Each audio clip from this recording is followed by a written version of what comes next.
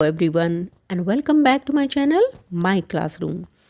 और यहाँ हम पढ़ रहे हैं स्पैरो बुक, जो है हमारी क्लास 6 की इंग्लिश की बुक। और हमारा लेसन है, ये हमारा लेसन का सेकंड पार्ट है। लेसन है द टाइगर स्वामी। अब टाइगर स्वामी का ये, जैसे मैंने कहा, पार्ट 2 है। तो प्लीज़ क्लास 6 की इंग्लिश की प्लेलिस्ट में जाकर पहले इसका आप फर्स्ट पार्ट अच्छे से पढ़ अच्छे से देख समझ लीजिए, तभी ये लेसन आगे का समझ में आएगा। तो चलिए शुरू करते हैं अपना second part. A number of man have physical power such as mind but still lack in cool confidence. तो यहाँ पर जो हमारा ये टाइगर स्वामी है, ये बताते हैं ए नंबर ऑफ मैन, मतलब बहुत सारे आदमी ऐसे होते हैं हैव फिजिकल पावर, जिनके पास फिजिकल पावर बहुत होती है, यानी बहुत शक्तिशाली होते हैं। सच एज माइंड, जैसे कि मैं भी हूँ। But still lack in cool confidence, but उन आदमियों में कॉन्फिडेंस की कमी होती है। मतलब कॉन्फिडेंस की, जब आपको अपने ऊपर विश्वास हो, अगर आपको अपने ऊपर विश्वास है कि मैं ये काम कर सकता हूँ, तो आप डेफिनेटली, चाहे आप में फिजिकल पावर अगर कम भी है तो भी आप वो काम कर सकते हैं। But confidence is the key to get the success. Those who are bodily but not mentally stalwart may find themselves fainting at mere sight of a wild beast। अब टाइगर स्वामी कहते हैं कि those who are bodily, मतलब जिनके पास बहुत सी दोस्त, यानी वो आदमी जिनके पास बहुत अच्छी बॉडी है, but not mentally stalwart, but वो अपनी मेंटली, यानी जो मेंटल स्टेट है उससे वो बहुत ज़्यादा पावरफुल नहीं है। मतलब उनमें शायद कॉन्फिडेंस की कमी है, या वो सोचते हैं कि मैं ये काम नहीं कर सकता हूँ। may find themselves fainting at mere sight of a wild beast। तो उनमें क्या होता है, क्योंकि उनमें कॉन्फिडेंस की कमी होती है, वो क्या होगा उनमें, जैसे ही वो कोई वाइल्ड बीस्ट, यानी जैसे कोई जंगली जानवर देखेंगे, एट मेयर साइट, मतलब सिर्फ देखने से ही वो फेंट हो सकते हैं, यानी बेहोश हो जाएंगे। Bounding freely in the jungle, bounding freely का मतलब है कि जंगल में जो जंगली जानवर होते हैं वो वहाँ अपने जंगल में, क्योंकि वो उनका राज होता है, उनका घर होता है, बड़े आराम से इधर से उधर घूमते हैं, कूदते हुए, फांदते हुए। तो इसका मतलब है कि जैसे जंगल में कोई भी जंगली जानवर अगर जंगल में आराम से अपना घूम फिर रहा होगा, तो ये आदमी जो उनके पास बॉडी तो है, बट वो अपने दिमाग से थोड़े मतलब उनमें मेंटली वो कमज़ोर हैं, वो उनको सिर्फ देखने से ही बेहोश हो सकते हैं। The tiger in its natural ferocity and habitat is vastly different from the opium fed circus animal. अब यहाँ टाइगर स्वामी कहते हैं the tiger in its natural ferocity, ferocity word लिया गया फेरोसियस, मतलब वो जो टाइगर है या लायन है, कुछ जो भी जंगली जानवर हैं मोस्टली इस तरह के, वो बहुत ज़्यादा फेरोसियस होते हैं, मतलब थोड़े से मतलब एंगर बहुत ज़्यादा होते हैं उनमें। And habitat is vastly different, और हैबिटेट मतलब क्योंकि जो जंगल में रहते हैं वो थोड़े से डिफरेंट होते हैं उन जानवरों से, from the opium fed circus animal, क्योंकि जो सर्कस में जो जानवर होते हैं उनको ओफीम फेड, यानी उनको ओफीम खिलाकर उनको वश में किया जाता है।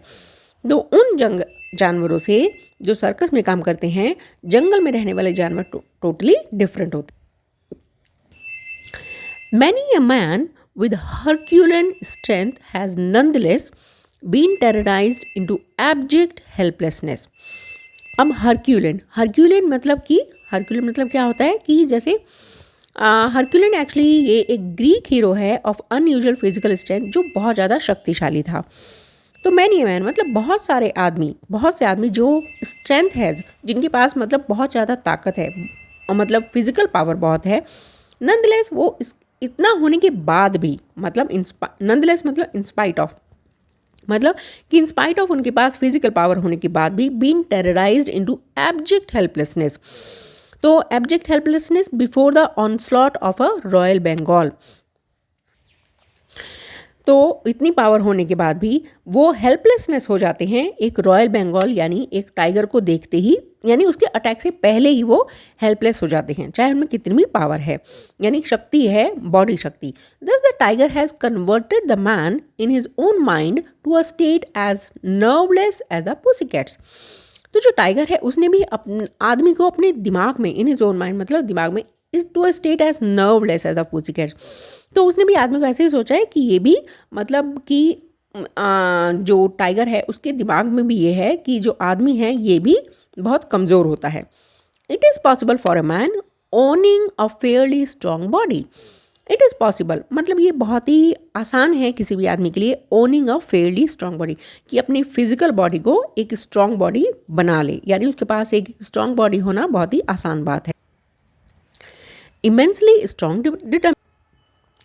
यहाँ टाइगर स्वामी कहते हैं कि उसके पास बॉडीली पावर यानी फिजिकल पावर होना, इमेंसली स्ट्रॉन्ग डिटर्मिनेशन, और साथ में स्ट्रॉन्ग डिटर्मिनेशन हो कि यस मैं ये कोई भी काम कर सकता हूँ. डिटर्मिनेशन मतलब जब आपको अपने ऊपर कॉन्फिडेंस होता है, yes I can do it. To turn the tables on the tiger, तो यहाँ इनका मतलब है turn the tables tiger on and force it to a conviction of pussycat डिफेंसलेसनेस.